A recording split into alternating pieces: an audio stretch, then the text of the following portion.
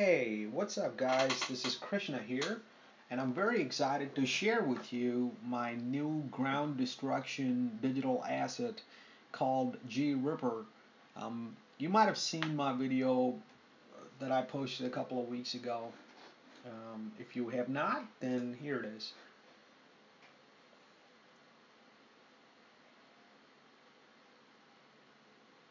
Sorry, the video looks a little blurry. Maybe it's because of the screencasting. I don't know.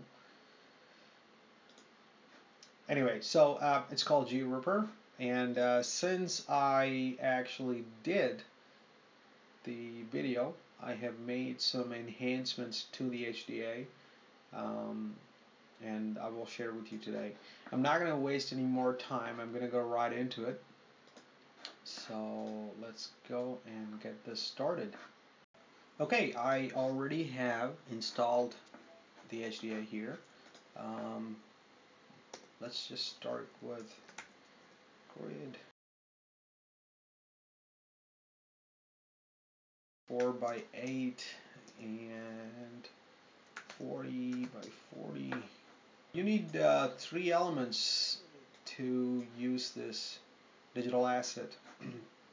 One is a grid that you're going to destruct, and then another is the ground plane.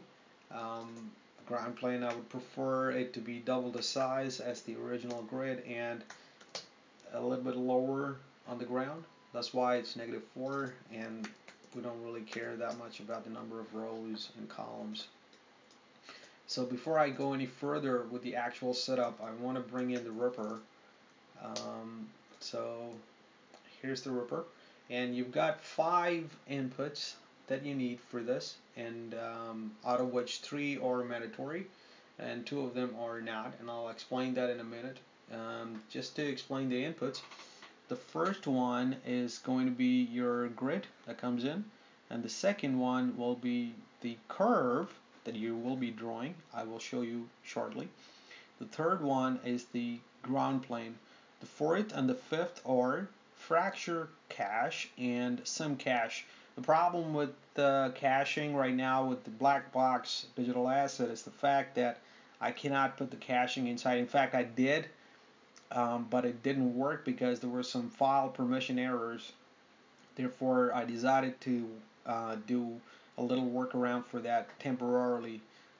Maybe in the future upgrades or enhancements or new revisions or versions, I will include that within the asset, so you don't have to bother with caching it externally and putting it back in. Now, I will explain all this shortly. User interface, you have 2 types of views here. One is basic and another one is advanced, and then you got your display switch, which basically switches the display from geometry to fracture to simulation. And it's very important that you understand this part, because when you are in geometry, the file loads pretty fast, so I usually leave it at geometry before I close the file, just in case, because when you open the file back in again, it's going to start doing all of the calculations, etc., to get you to the right place. Therefore, when it is in geometry, it is not going to do that. Okay, so you have 3 tabs here. One is geometry, fracture, and sim. And geometry basically refers to the grid that you're bringing in, this one here, which has got an extrude distance, and that will only be in negative. So as I said, I need 3 inputs here. So one is input grid, input curve, and input ground plane. And the fourth one is, as you can see, it's input fracture cache and input sim cache. So the next thing you want to do is bring in draw curve, connect it to the grid that you want to destruct, and go into projection, and click on projection type as geometry. I'm just pressing spacebar 2 here to go to the top view, and I'm going to click on this here and bring my little thing, brush, to draw a nice little curve. You want to take your time with this, because if you don't do it slowly, you'll probably not have enough points. I am resampling it inside, but it still would be beneficial to do it a little bit slower. So there you go. I'm just going to save this before I lose it, and I'm going to save it as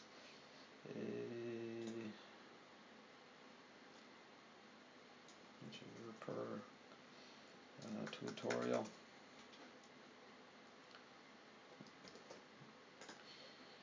Okay, so now I'm going to connect all my required parameters, inputs in here, and then you can see something has happened, and this grid is distracting.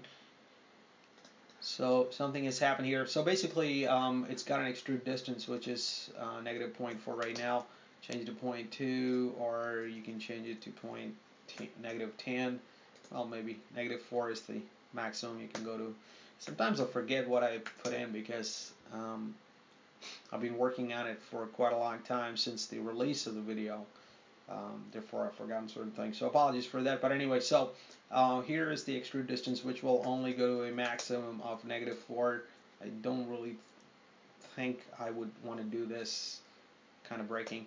But you know what? I haven't tried that kind of extrude distance so far, so I don't really know if it's going to work well for you. But anyway, so to translate, if you ever are bringing in camera animation, you may want to change your grid's position to somewhere else other than the center point, which is 0, 0, 0. Therefore, you can, if that's the case, you can certainly move it, like, I don't know, 2, whatever, 1.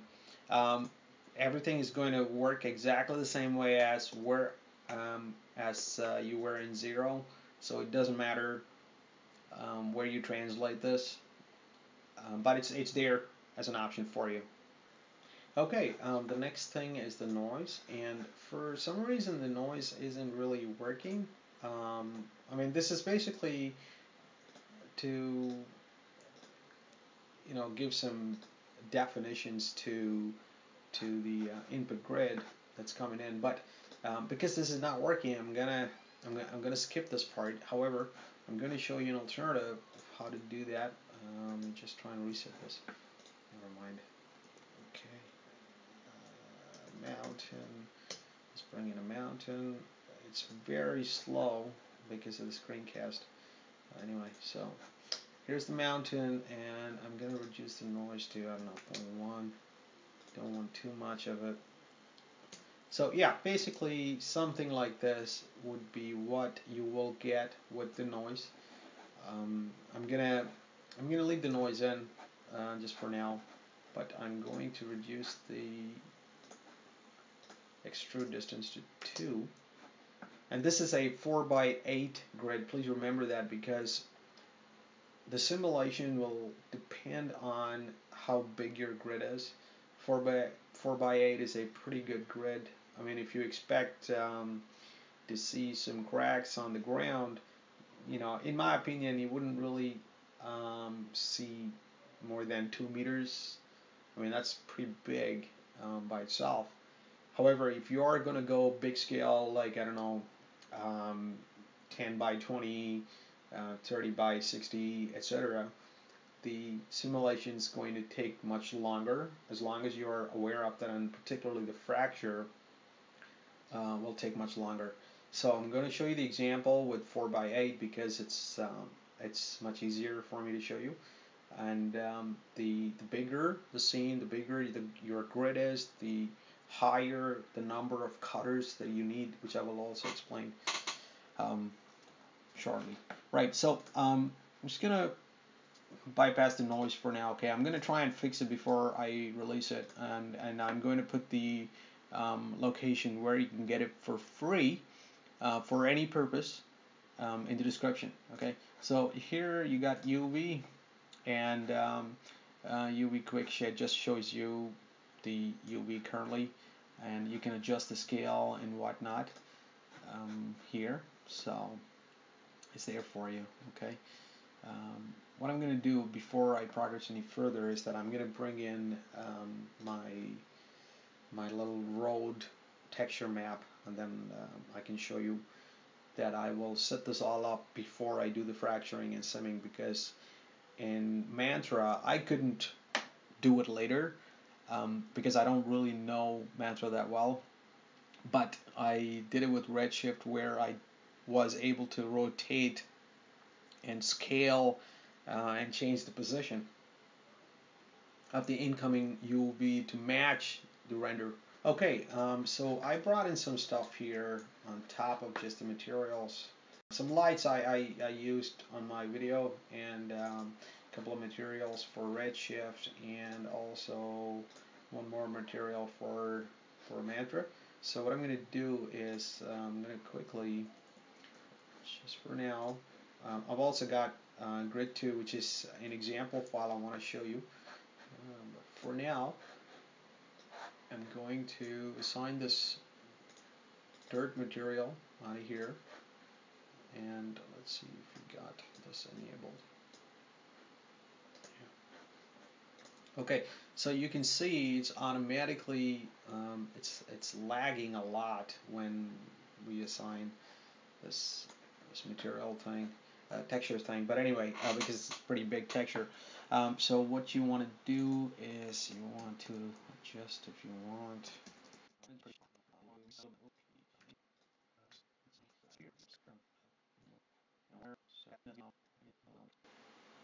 Okay, you know what? I'm gonna leave it like that. It's looks pretty good, but I'm going to disable the textures for now because it's going to create a lot of issues. But that's how you do UV on this. You do it before for Mantra, but if you know a way to do, scale and rotate and translate UV on Mantra later, you can certainly do that. But there's an option for you. I'm going to turn off these because it's going to really drag my GPU down. So the next thing is fracture. Okay, so you've got a number of options here. Oh, by the way, and under geometry, advanced and basic will make no difference. It'll do the same. I'll explain this HQ switch. Well, HQ switch is basically high quality switch, and I will tell you why that is what you should be using almost all the time, 99% of the time. So next tab is fractures. The number of cutters gives you a sort of indication of how many cutters that are being used. On top of, let's say for an example here, you have 16 cutters. You will have 16 plus, I think, 4 approximately. So it'll be 20 cutters. So if you say you wanted 32 cutters, it'll be 36 cutters. And those 4 cutters will be cutting the curve down the middle, and also some parallel ground ZX grid cutters, okay? So, or XZ cutters, whatever. So this fixed main fracture, I'll show you, well, actually, you know what, I'm going to show you right now. So I'm going to move it to fracture, and it starts calculating. It's given some fraction thing, fracture pieces there. If I click on fix main fracture, you will see it's gone crazy. Now this happened on my computer earlier, and that's why I put this little fixture in place. Now I'm not really sure if on your computer you will have to tick this or not tick this. I don't know, but the option is there. So hopefully this should fix the problem for you, okay? If not, let me know, and I'll see what I can do. So this is the global seed for your fracturing. So if you change this, the fracture will change, which you all probably know from Voronoi fracture. Anyway, so the next one is pretty important here. So the way it works is that you finish off all the work in the geometry tab, and then you move on to the fracture tab, where you finish off all the work there. Make sure you're happy with the fracture, and then you move on to the sim tab, finally, where you do the simulation work. Okay, so under fracture, it's important to choose how you want your fracture to look like, and that's why this destruction type selection is down here. By the way, if you hover your mouse over any of these things, it'll actually give you a little help to what they actually do. So destruction type selection Here, destruction spread visualization. I haven't really given that much of help here, but what this basically does is if you click on this, it'll show you a sort of a colory layout here where this is the part basically where the destruction will be taking place. If you move this, well, the entire grid will be destroyed. If you want to do this, then obviously this is the only place it'll affect. Now you've got destruction type 1, destruction type 2, and 3. Now the destruction type 1 basically is the animation that you will be choosing down here. So if you choose 0 to 1 at 1 to 24 frames, then it's destruction type 1, which will be going from 0 at frame 1 there, and at frame 24 it'll be here.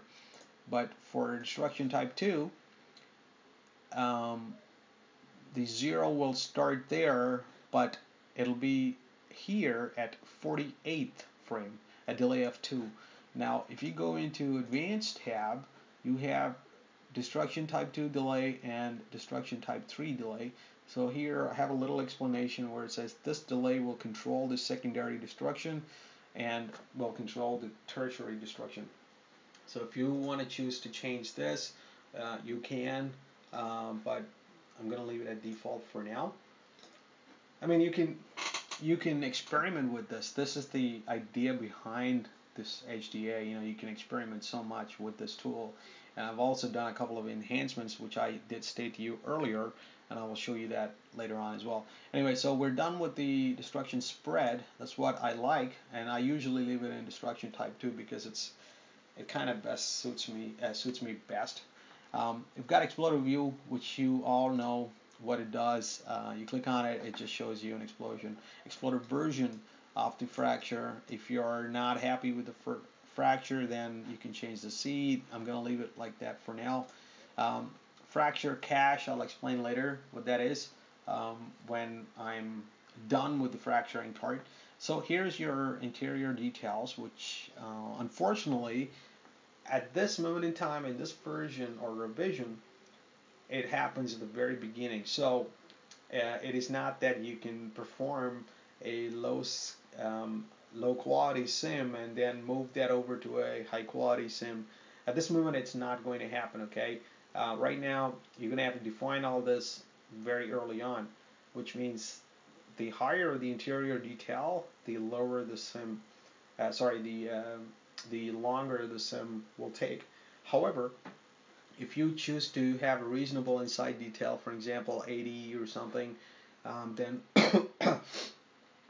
when you are going to go to the actual sim, it's not going to make much difference. For example, if you want to choose to use an inside detail of 1000, and if you sim it at about 500, that should be pretty close. There will be some differences to the final sim, but it won't be that much, okay?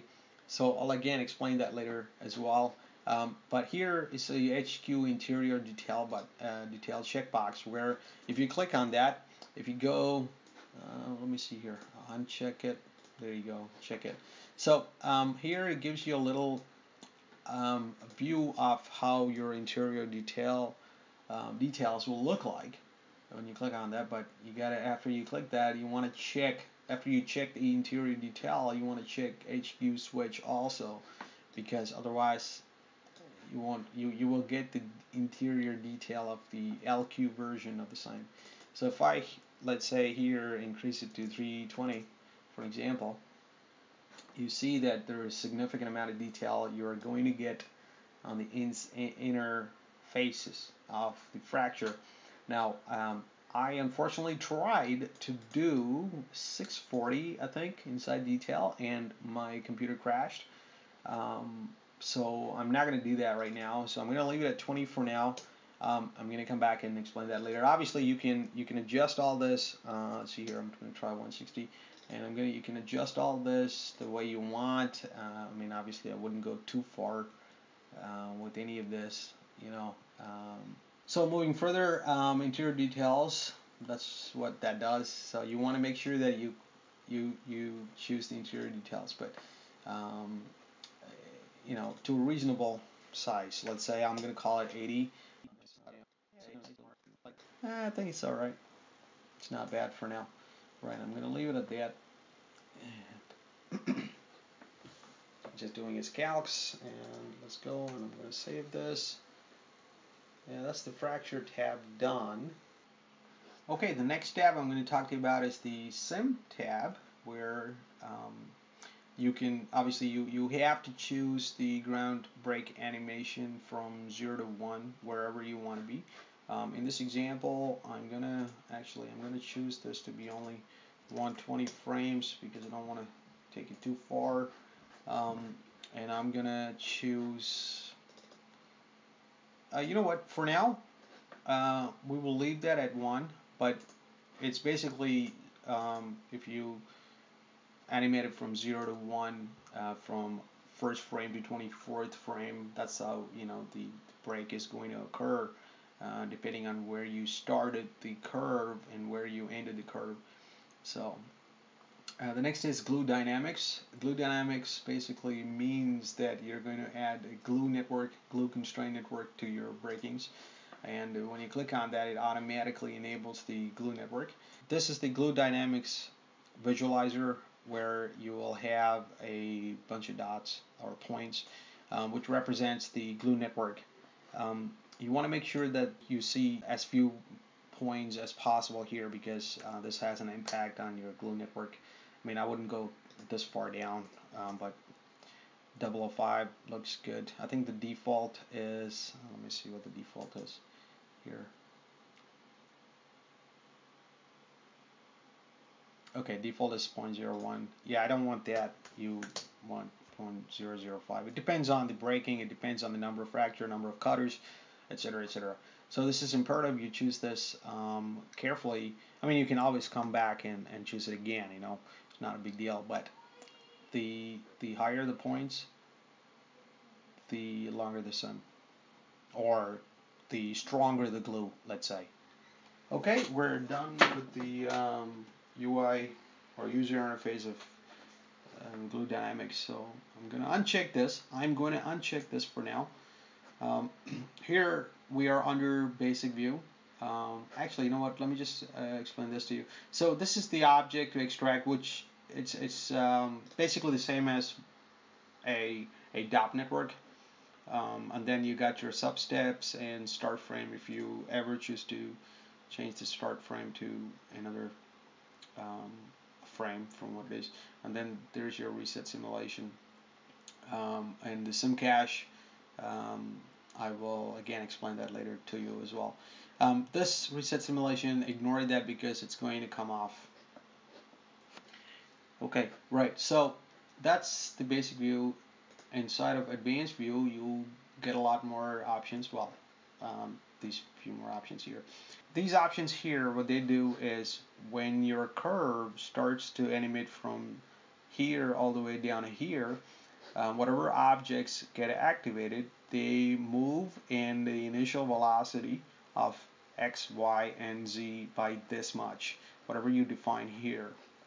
And this is scaled to the scene size also, but in a different way. So basically, when you have 1 to 1, this works well with the larger scenes, but for smaller scenes, you will probably have to increase this to like 10, 20, and 10. So that's how that works. And also initial velocity frames, how long you want that initial velocity to stick to your active objects. So if you choose that, I mean, don't go for higher values on this, but if you want to, that's what you are going for. Yes, certainly you can, but I chose 2 because 2 frames of velocity will have enough impact on it, And then this velocity impact on all objects is basically, do you remember I was talking to you about this destination type selection? Now what that defines, when you have this checked, no matter which destination type you select, the active objects that are formed for all of the destination types will have this velocity impact come into play. However, when you uncheck this, it'll only be the destruction type 1, which will always be there. Those are the only objects which will have being affected by this velocity numbers here. Okay, so that's what that is, and maybe I'll show it to you later. So that's the user interface all done. I think it's pretty straightforward. So I'm going to reduce this to, whoops, press the wrong button. Okay, so I'm going to reduce the extrude distance to 0.2, and you can literally just go to sim right up and try it out, and you know, you'll see the sim go. It's taking a little longer. I think it's because of screencast. So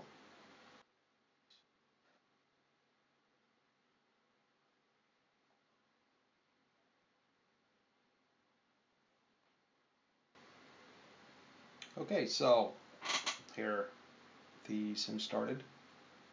It took a little longer than I expected, and that's because of the screencast, and I'm fairly certain about it because I've done this. I tried this tool like a lot of times. Anyway, so you can see something happening, and this is and it is happening throughout the grid, and that's because we have not animated that part yet, and we will come to that obviously. And it's literally, you know, you open this tool and you connect the inputs and you go to sim and it starts simming. Pretty cool, huh? I think, anyway. Right, so let's move on to the next one. When you connect the RIPPER HDA, you obviously would have selected all this stuff. Then go into fracture. The first thing you want to do is you want to make sure that this is selected, and remember we already have selected the curve, so that just gets transferred into here, and you want to select how much of destruction you want to cause to this grid, how wide, I mean. So once you selected that, and if you want to select the exploded view, you can, and obviously it's going to calculate. So that's the current fracture, which isn't really good, but let me change this to HQ. Let me put in, let's say, 32 or something. And move this to fracture. And it'll start to cook. Oh, this cooked a little bit faster. Okay, that's good. Oh, great. Perfect. So that's that. And if I look at the exploded view now, yeah, that isn't bad. Okay, so here is exploded view, and obviously you can increase the detail. I mean, I'm going to increase it to 40. I know how it's going to look like, so I'm going to just increase it to 40 for now. And then fracture, oops, not fracture cache. Exploded view. Okay, so I like that fracture. Okay, so what I'm going to do now is see where I accidentally clicked the fracture cache. I'm going to show you what that is now. Unfortunately, because this is a black box asset, it does not allow users to read or cache files because it has to read an internal parameter. I'm sure there's a workaround. I'm sure I can do something about it, but for now, you're going to have to do this. Okay, so apologies for this, but hey, this is what you got to do. You got to make sure that you are in the fracture section and the fracture you want to select are all in place. And then you go and choose your file cache, make sure it's current frame, and remove the $F sign, and choose wherever you want to put it. Of course, you know, you put it there. Then you save to disk, and then you load from disk, and then here's the part that you got to do. So I'm going to name this file cache 1 is fine. I should have named that fracture, but never mind. Here is it goes in. Now, when it goes in here, then you can select this, and it will automatically read file from there. For example, if you were to choose, I don't know, 2 here, it will disappear, and yeah, you can already tell that it's working. before we move on, I want to animate this. So I'm going to make that a 0. I'm going to shut off the sim. I'm going to move to 24 and oops. So I should have keyframed that. Come on. Jeez, it's taking, every click is taking forever. Okay, I'm going to change it to 1. So the curve is going to move from its source to endpoint in 24 frames. I'm going to re-enable the sim here. I'm going to save it, reset it, and then I'm going to move it to sim. So we will see now.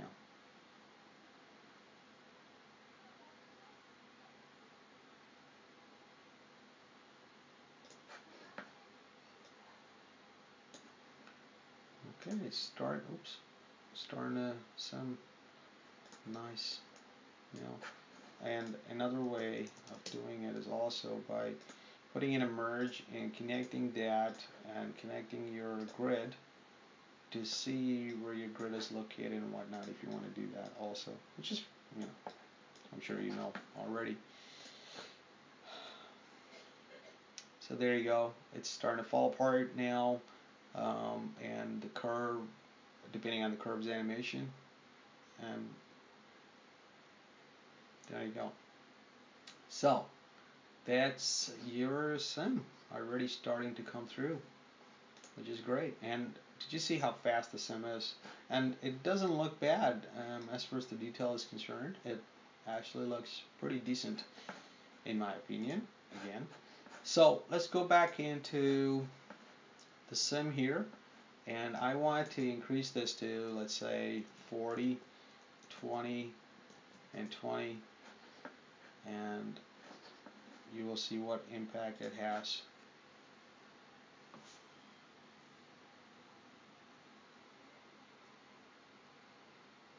There you go, you can see the impact of this now that is actually being pushed upwards. And if you notice that the delayed curve coming in, which is to do with the destruction type 2, is also lifting all of these active objects up. This may be what you want, this may not be what you want, and that's why, I mean, let's look at it a little bit closely before I move on and disable this option. So you see these parts here just jumped, and you can tell, oops,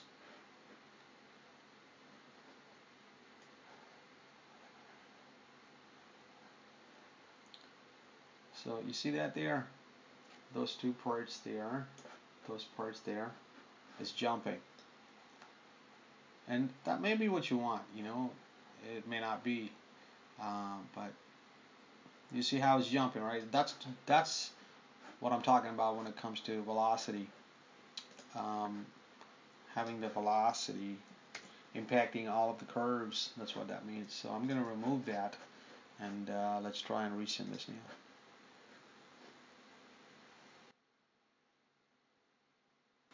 Okay, here you can see that it is not jumping. It's only the first curve that jumped. The second curve doesn't. Maybe this is what you want. Maybe, you know, to me it looks more natural this way. However, when you use glue networks, this may change. You know, having this checkbox ticked for velocity impact on all active objects will make more sense when you use glue networks. In fact, I forgot to mention that glue networks is the enhancement I was referring to at the very start of the video, since I made the original. There was no glue dynamics on that video. I've included that here, and again, it's for free. So, right, I'm gonna check this back on, okay? And you've seen the impact of X, Y, and Z velocity of active objects also here, which is something good. Right. So I'm gonna save this for now. I'm going to go straight into glue dynamics. If you remember, we did set the glue dynamics before, but I deleted that DA, digital asset. So I'm going to go ahead and check this out again and make sure that I set it to 0.05, so I don't want too much of it. Right. If you notice that once I selected Glue Dynamics, we've got a couple of options here that appear. Now that will not appear when you have it under Basic, so you want to choose Advanced. You would have already been in Advanced view to select the velocities anyway. Here you got glue break angle and torque, and these are what matters to break the glue. Now I know for a 4x8 grid it's going to be 0.2 because it is going to have a pretty heavy impact even for the slightest angle, and I'm going to choose this to be 50 from experience. Now the bigger the grid, the higher these values for glue. However, the bigger the grid, the lower the X, Y, and Z velocity values. These values got to be low for big grids and high for small grids. And these values got to be low for small grids and high for big grids. Okay? You're going to have to play with this to exactly do what you want to do, because this has some disadvantage also, where when your glue break angle particularly is very high, things may disconnect and from another piece and fall down, hit the ground, and then suddenly it'll fly back up to connect to the original place where it came from, because that is still connected to the main grid. Now obviously you don't want that, because that just is odd and weird. You don't want to see that unless that's what you're going for. But that's why you want to be careful in choosing these break angle. Okay, so let's run the sim right now and see how it looks. By the way, this will have a slight delay on the sim. Glue Networks always does.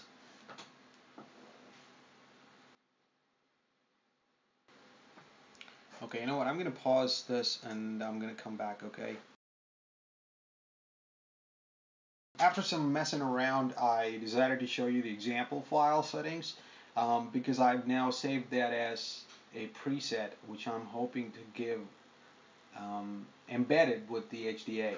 Okay, so on this one, before I show you the actual sim, I wanted to just show you here the extrude distance is -2, there's no noise, and the UV translate is that, which I changed again. I had to, because after changing everything I had to put this back again.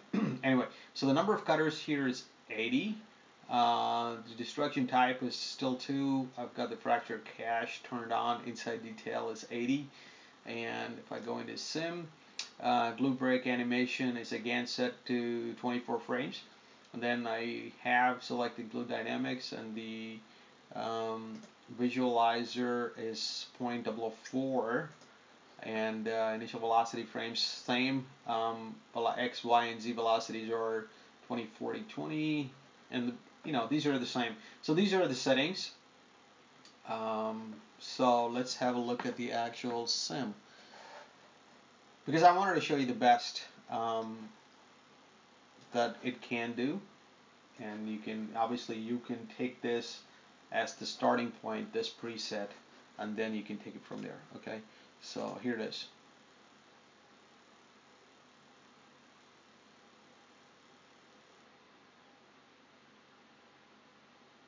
Okay, so that's I did not simulate more than 90 frames. I thought it was more than enough.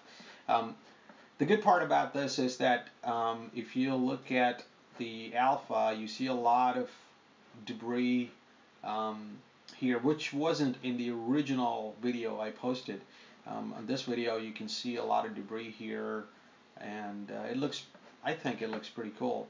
And there is secondary fractures, you could tell, like right there. You can see a lot of secondary fractures as well, which is great. Overall, the ground itself is breaking apart in such a way that it's made out of concrete. For natural ground, maybe this is not the look you want to go for, but for a concreted ground, maybe, because there will be some elements of glue material in those in concrete. I guess, it just looks cool either way. So yeah, so this is basically what I got, and I've set this up as a preset which you can use as a starting point, and hopefully you can take it from there. So so I'm gonna just stop it and move this over to this side.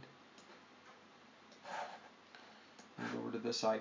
Now again, if you want to save the sim, you will have to use the file cache and then bring it in as the file cache here, just like your fracture, but the only difference being this will be save frame range, and then you got to use a $F here. So that's basically GRIPPER. I just wanted to go in now and do the final part, which is the rendering. After some time I figured it wasn't working. It wasn't really rendering, and I figured that since I copied the material over from the other file, there was an issue with this, because when I went into material to check what was happening in here, there was a roughness. Use texture was enabled, and the displacement was enabled, and all of those things. And I don't really want any of those. So I disabled all of them, and immediately it just popped. So I wanted to show you how fast it can be. I just changed it to 42 now, and I'm pressing render. This is using Mantra.